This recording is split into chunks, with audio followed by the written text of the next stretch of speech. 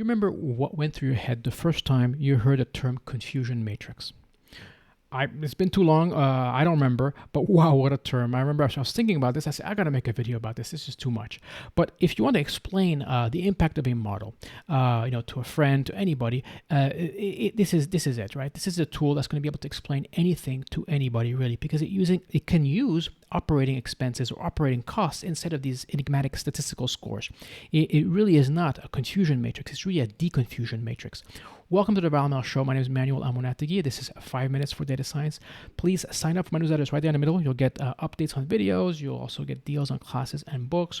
This video is going to be classified at valmel.com under video channels and data science right here. And you'll see all my other 5 minutes for data science right there, part there. Okay, so let me start the timer first. Let's keep this timed there.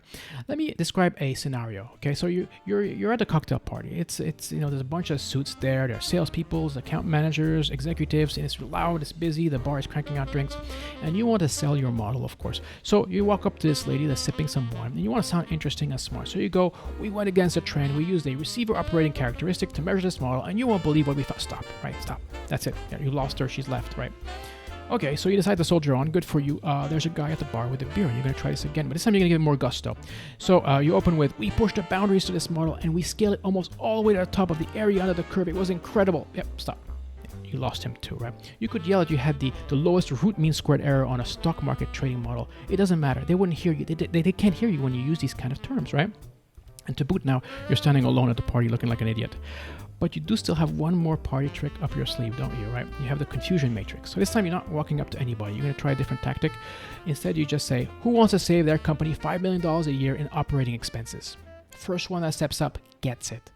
Boom, right? Silence in the room. The mic drops. You've got everybody's attention. It is even a sales couple chatting up in that corner. That's a faraway corner. And they all have this bionic hearing, and they pick up on this stuff, and everybody's actually looking at you, but they're really running their own statistical models in their head. They're going, $5 million a year, 5% year-end bonus.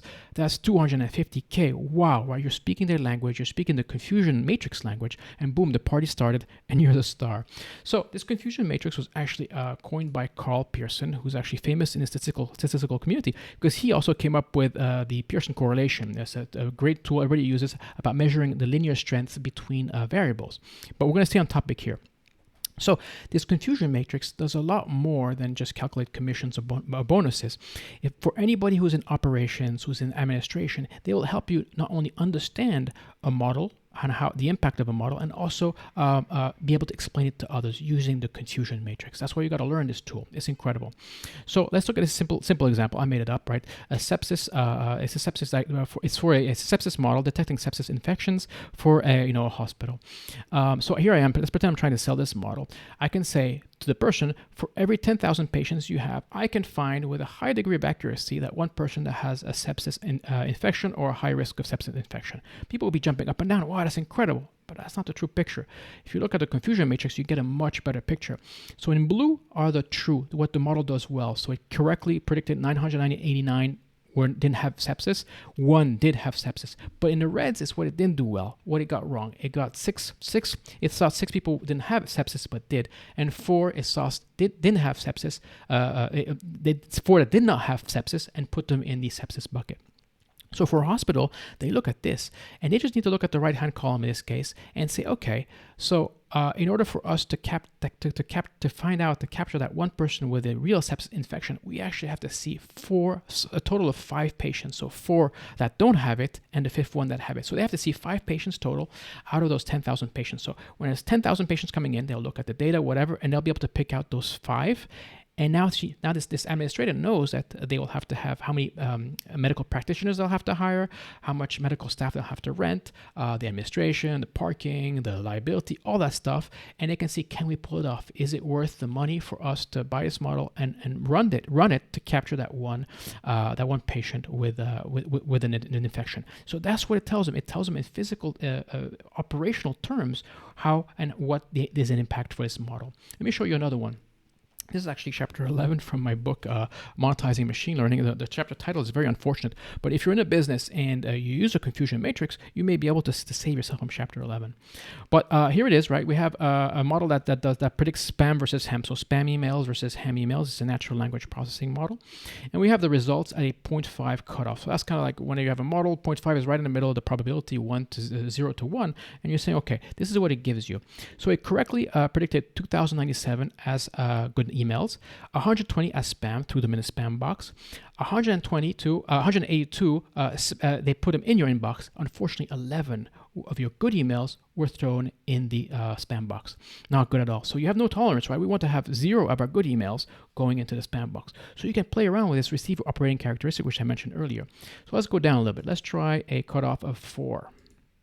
4, you see how the spam now, we only lost 6 emails going to the spam box. Okay, that's still too much, right? We want 0 of our good emails going to spam box. Let me go down. Ooh, look at that. At a cutoff of 3, we got 0. This is great, right? This model is phenomenal. But there's a cost. The cost is the other red, right? Because this one, there's nothing in there. Oop, time is over. Let me wrap this story up. So, there's no cost to this square, right? Because we got a 0. The cost is entirely in this one, right? That means that's 284 spam emails made it into your inbox. So that's the cost, right? So there's always a cost. There's always these, that's what the confusion matrix can make you understand. Translate things, different scenarios in a dollar amount or in a cost amount. This is a really, really great tool, and I recommend that you learn it. So before the end of the show, I'd like to plug some of my material. I already mentioned my book, Monetizing Machine Learning, which I don't mention much anymore. But because I opened the Viral ML School, which is you can find it at viralml.com and hit the Learn button here in the left-hand side menu. And here you'll see we have 3 tracks: the machine learning track, the market analysis track, and the entrepreneur track. So in this case, I would recommend the the machine learning track. Click on there, and each one of these tracks has a few free classes, so you can get a taste to see if it's something that you're going to learn and they'll be useful. So here, if you're interested in this, there's the introduction class is free. Simply put your name in the sign up. You'll not only get my email, my newsletter, but you'll also get the ultimate material, a free ebook, free access to the videos, and a bunch of Jupyter notebook extracts to walk you through building your own SaaS applications. Basically, kind of these little tools, web applications, right? This is basically data science that's running on the web. And this is exactly the kind of things we cover. We like to take these statistical ideas, these machine learning ideas, and port them into the web with simple UIs, intuitive controls, like hardly any buttons, so the entire world can, enjoy these concepts, play around, and learn stuff. So I think, highly recommend it. Definitely sign up for the newsletter, and you'll get the free class too. Thanks for watching.